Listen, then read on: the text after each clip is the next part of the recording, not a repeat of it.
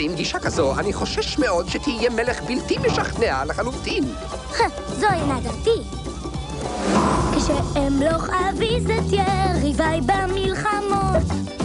איזה מלך של חיות, כמעט בלי שערות. כולם לי ירכשו כבוד, אהיה מורם מעם.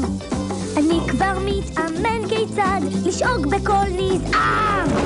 בבקשה, תשתדל שלא לעשות שטויות. משתגע כבר מלך להיות. יש לך עוד דרך ארוכה, אדוני, אז תקשיב לי.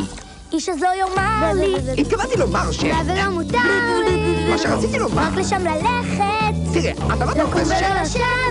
תקשיב רגע. חופשי לרוץ לאן שארצה. זה לא בא בחשבון. ואיש עליי את פיו לא יפצה.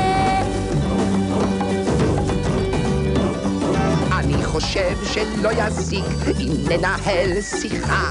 מלכים לא מקבלים עצות מעבד שכמותך. אם המלוכה התדרדרה, אני פורש מיד. מהשירות באפריקה, אשכב לי מהצד. הילד מתפרע בלי גבולות. משתגע המלך להיות.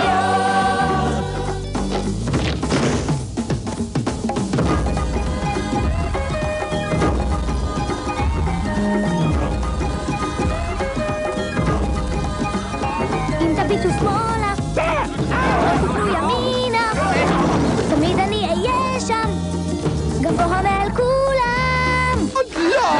ושימה בקולי קולות, והרים מעל הגאיות, כי לשלטון עתיד הוא לעלות.